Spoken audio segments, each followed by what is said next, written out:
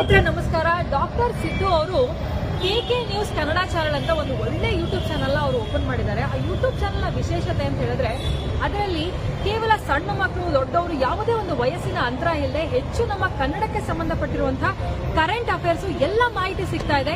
ದಯವಿಟ್ಟು ಹೆಚ್ಚಿನ ಸಂಖ್ಯೆಯಲ್ಲಿ, ಅದರಲ್ಲೂ ನನ್ನ ಯುವ ಸ್ನೇಹಿತರು ಹೆಚ್ಚಿನ ಸಂಖ್ಯೆಯಲ್ಲಿ ಯೂಟ್ಯೂಬ್ ಚಾನೆಲ್ ನ ಸಬ್ಸ್ಕ್ರೈಬ್ ಆಗಿ ಫಾಲೋ ಮಾಡಿ ಹೆಚ್ಚು ಕನ್ನಡ ಪರ ಜ್ಞಾನವನ್ನ ಬೆಳೆಸ್ಕೊಳ್ಳಿ ಅಂತ ಹೇಳೋದಕ್ಕೆ ಇಷ್ಟಪಡ್ತೀನಿ. ನಾನು ನಿಮ್ಮ ನಿರೂಪಕಿ.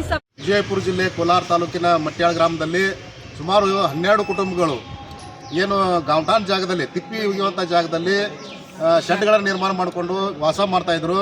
ಅಂಥವರನ್ನು ಏಕಾಏಕಿಯಲ್ಲಿ ಅಲ್ಲಿರುವಂಥ PDO, ತಹಶೀಲ್ದಾರ್, ಪ್ರಭಾರಿ ತಹಶೀಲ್ದಾರ್ ಹಾಗೂ ಪೊಲೀಸ್ ಇಲಾಖೆಯವರು ಬಂದು ಅವರನ್ನು ಅಲ್ಲಿಂದ ಶೆಡ್ಗಳನ್ನು JCB ಮೂಲಕ ಧ್ವಂಸಗೊಳಿಸಿ ಆ ಕುಟುಂಬಗಳನ್ನು ಬೀದಿಗೆ ತರುವಂಥ ಒಂದು ವ್ಯವಸ್ಥೆ ಮಾಡಿದ್ದಾರೆ.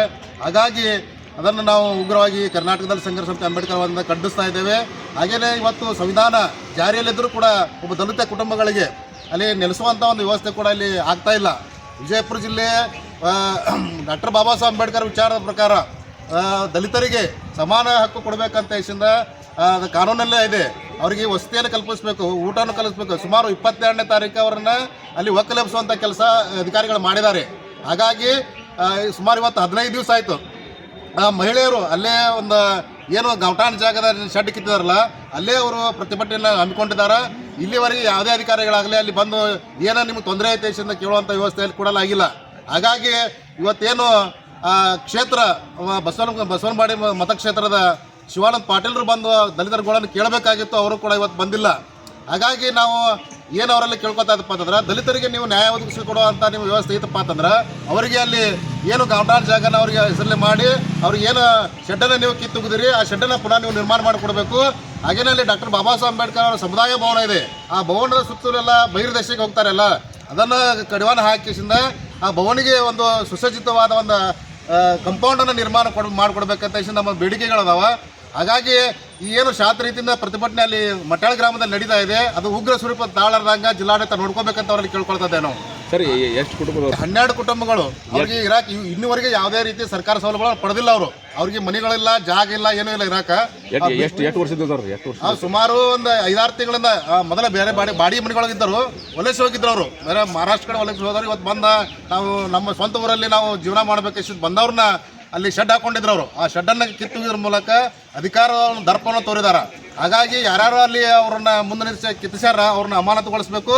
ಕೂಡಲೇ ಏನು ಜಿಲ್ಲಾಧಿಕಾರಿಗಳು ಸಮಾಜ ಕಲ್ಯಾಣ ಅಧಿಕಾರಿಗಳಿಗೆ ನಿರ್ದೇಶನ ನೀಡಿ ಅವ್ರಿಗೆ ಊಟ ವಸತಿ ಒಂದು ಕಲ್ಪಿಸಿಕೊಡ್ಬೇಕಂತ ನಾವು ಮನವಿ ಮಾಡ್ಕೊಳ್ಳೋಕೆ ಇಲ್ಲಿ ಬಂದಿದ್ದೇವೆ. ದಲಿತ ಕುಟುಂಬಗಳನ್ನು ಒಕ್ಕಲಿಸುವ ಅಧಿಕಾರಿಗಳಿಗೆ ಹೇಳಿ ಧಿಕ್ಕಾರ. ಕೋಲಾರ ತಾಲೂಕಿನ ಮಟ್ಯಾಳ ಗ್ರಾಮದ ದಲಿತ ಕುಟುಂಬಗಳು ಒಕ್ಕಲೆಬ್ಬಿಸಿರುವ ಅಧಿಕಾರಿಗಳಿಗೆ ಹೇಳಿ ಧಿಕ್ಕಾರ. ಬೇಕೇ ಬೇಕು, ಬೇಕೇ ಬೇಕು, ಮಟ್ಯಾಳ ಗ್ರಾಮದ ದಲಿತರಿಗೆ ನ್ಯಾಯ ಸಿಗಲೇಬೇಕು. ಅವರಿಗೆ ಪುನರ್ವಸತಿ ವಸತಿಯನ್ನು ಕಲ್ಪಿಸಲೇಬೇಕು. ಜಿಂದಾಬಾದ್ ಜಿಂದಾಬಾದ್ ಜಿಂದಾಬಾದ್ ಜಿಂದಾಬಾದ್. ಅದಕ್ಕಾಗಿ ಹೋರಾಟ, ನ್ಯಾಯಕ್ಕಾಗಿ ಹೋರಾಟ, ಬೇಕೇ ಬೇಕು. ಇದಕ್ಕೆ ತಂದು ದಲಿತ ಕುಟುಂಬಗಳಲ್ಲಿ ನಿರ್ಗತಿಕರಾಗಿರುವಂಥ ಒಂದು ವ್ಯವಸ್ಥೆ ನೀವು ಅಲ್ಲಿ ವ್ಯವಸ್ಥೆ ಮಾಡಿಕೊಡ್ಬೇಕಂತ ಕೇಳ್ಕೊಳ್ತಾ ಸರ್.